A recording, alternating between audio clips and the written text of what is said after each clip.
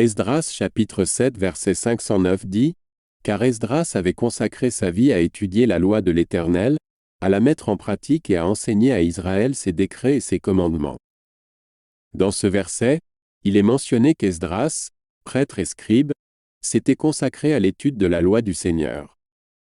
Non seulement il étudia la loi, mais il la pratiqua et l'enseigna au peuple d'Israël. Esdras est reconnu comme un chef religieux attaché à la parole de Dieu. Il consacra sa vie à l'étude approfondie de la loi, à l'obéissance à ses commandements et à la transmission de ses enseignements au peuple d'Israël. Ce passage souligne l'importance d'étudier la parole de Dieu, d'obéir à ses préceptes et de partager ses enseignements avec les autres.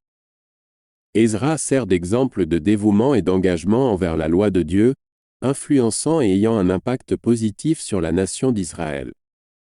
Cette histoire nous enseigne l'importance d'être activement impliqué dans l'étude et la pratique de la parole de Dieu. En prenant le temps de connaître les Écritures, de leur obéir et de les partager avec les autres, nous sommes habilités à vivre une vie alignée sur la volonté de Dieu et à influencer positivement ceux qui nous entourent.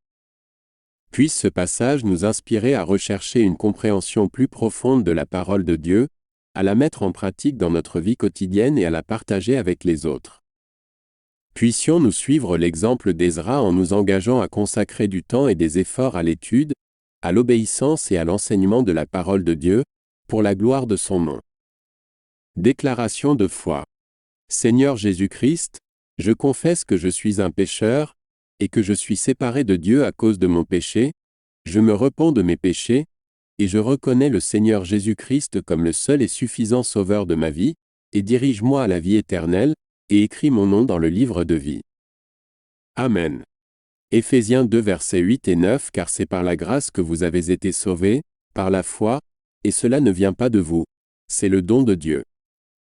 Pas d'œuvre, de peur que personne ne se vante.